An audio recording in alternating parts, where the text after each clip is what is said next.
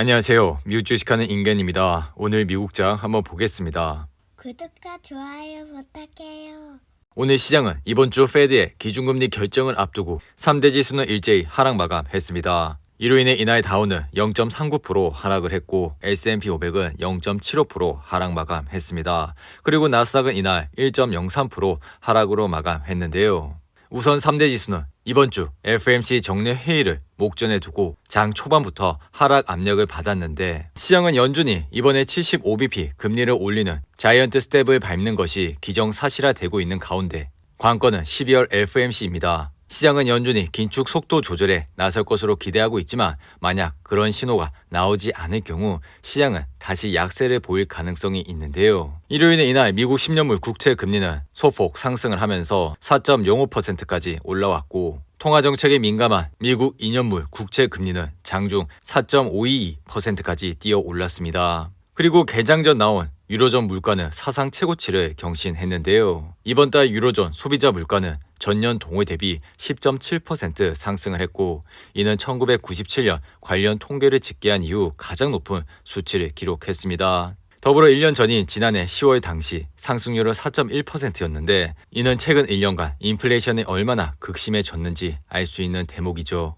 이 시위는 최근 통화정책 회의를 열고 자이언트 스텝을 하면서 기준금리를 기존 1.25%에서 2%로 전격 인상했습니다. 그럼에도 불구하고 인플레이션은 더 심화하고 있는 상황이고 이로 인해 이 시비는 다가오는 12월에도 시장 예상치인 50bp가 아닌 75bp 금리 인상을 단행할 수도 있습니다. 그리고 이날 WTI 가격은 2% 가까이 하락을 하면서 배럴당 86.21달러에 거래를 마쳤는데요. 이날 옥시덴탈의 주가를 보시면 1% 이상 상승을 하면서 아래 보이신 RSI는 63으로 마감했습니다. 옥시덴탈은 9월 26일 57불을 찍은 이후 지속적인 상승세를 이어오면서 현재 주가는 72불선에서 흐름을 이어가고 있는데요. 더불어 58불과 54불선에서 강력한 지지선을 가지고 있다고 볼 수가 있는데 지난 3월 이후 이러한 포인트들은 줄곧 찾아왔고 이러한 상황이 올 때마다 분할로 관심을 가졌더라면 지금쯤 좋은 수익을 얻으실 수 있었다 생각이 들고 더불어 주식은 항상 이렇게 올랐을 때 투자를 하시는 것보단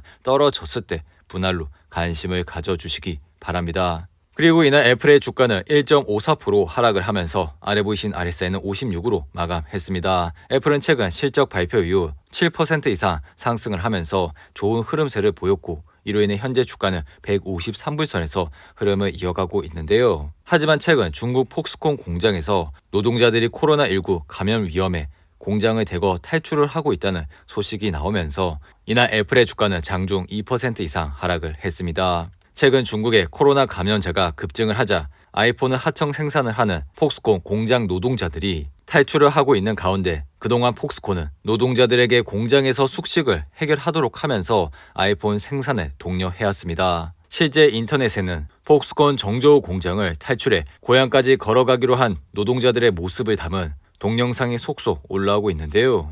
이 같은 노동자 이탈이 발생하자 다음 달 아이폰 출하량을 30% 이상 감소할 것이라 시장은 내다봤고 이 같은 소식이 전해지면서 이날 애플의 주가는 1% 이상 하락을 했습니다. 그리고 이날 테슬라를 보시면 0.43% 하락을 하면서 아래 보이신 RSI는 44로 마감을 했는데요. 그리고 머스크는 지난 28일 트위터를 440억 달러에 인수를 하면서 모든 절차를 완료를 했고 이로 인해 테슬라는 머스크의 트위터 인수와 관련한 불확실성이 해소가 되었습니다. 머스크는 트위터 인수 자금을 위해 28일까지 테슬라 주식을 팔 것이라는 우려가 있었고 실제로 테슬라의 3분기 실적 발표 이후 주가가 198불까지 내려가면서 급락을 하는 모습을 보여줬는데요. 그러나 머스크는 테슬라 주식을 추가 매도하지 않았고 트위터 인수를 완료한 것으로 보여집니다. 이는 미국 증권거래위원회의 규정에 따라 회사 내부자는 주식 매매일로부터 2거래일 안에 보고서를 제출해야 하지만 머스크의 매도권은 지금까지 보고되지 않았기 때문인데요.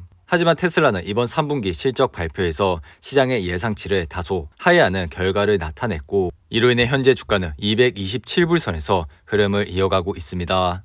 그리고 이날 메타의 주가는 인스타그램 오류 악재까지 더해져 6% 이상 하락을 하는 모습을 보여줬는데요. 이로 인해 메타는 지난달 26일 저조한 분기 실적과 어두운 실적 전망을 내놓으면서 이날 다시 한번 신저가를 기록했습니다. 메타의 차트를 보시면 이날 6% 이상 하락을 하면서 아래 보이신 RSI는 23으로 마감했는데요. 이로 인해 현재 주가는 93불에서 흐름을 이어가고 있고 메타는 작년 9월 384불이라는 고점을 찍고 지속적인 하락세를 이어왔고 이러한 기간 때마다 시장의 예상치를 크게 하회하는 실적을 발표하면서 주가는 현재까지 크게 내려왔습니다. 더불어 최근 실적 발표에서도 거래량을 동반한 급락을 했기 때문에 당분간 좋지 않을 가능성이 크다고 언급을 드렸는데요.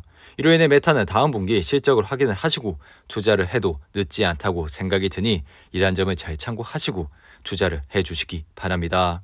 그리고 나스닥 주봉 차트를 보시면 최근 한동안 200주선이 깨졌다가 다시 회복을 하고 있는 모습을 보여주고 있는데요. 이는 지난 10년 동안 있었던 조정 장마다 나스닥은 항상 200주선을 지켰다는 점에서 지금과 같은 모습은 다소 긍정적인 모습이라 할 수가 있습니다.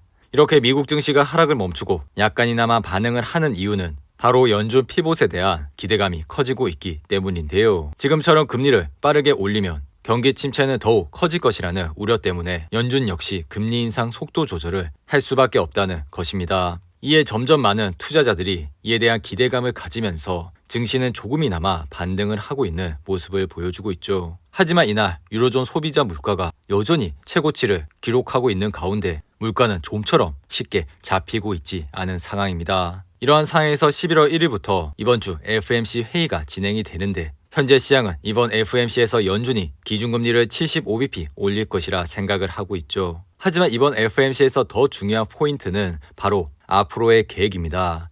현재 시장은 연준의 피봇을 기대하고 있고 좀 더 쉽게 말해 연준이 이제부터는 서서히 금리 인상 속도를 줄이기 시작할 것이란 희망을 가지고 있는데요. 이와 함께 12월 FOMC에서는 빅스텝이 있을 것이란 확률이 높아지고 있고 만약 실제로 파월 의장이 이제부터 금리를 천천히 올릴 것이란 말을 한다면 증시는 더 끌어올릴 수 있는 가능성이 높아집니다. 그렇기 때문에 우리는 이번 FOMC를 통해 연준이 가지고 있는 앞으로의 계획에 집중을 해야 한다고 생각이 드는데요. 그리고 이날 스파이 ETF를 보시면 0.72% 하락을 하면서 아래 보이신 RSI는 57로 마감했습니다. 스파이는 최근 356불이라는 단기 저점을 찍은 이후 상승을 하면서 현재는 386불 선에서 흐름을 이어가고 있죠. 최근 급격한 금리 인상과 더불어 다가오는 경기 침체 우려로 인해 개별 주식을 하시는데 크게 어려움이 있을 것이라 생각이 듭니다. 하지만 이런 스파이와 V55와 같은 좋은 ETF에 매달 적립식으로 투자를 해 나가신다면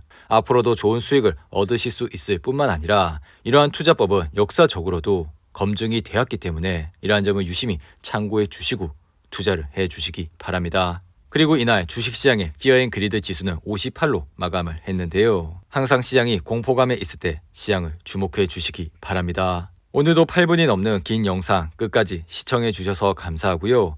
가시기 전에 구독과 좋아요 잊지 마시고 그럼 저는 다음 영상에서 찾아뵙겠습니다. 감사합니다.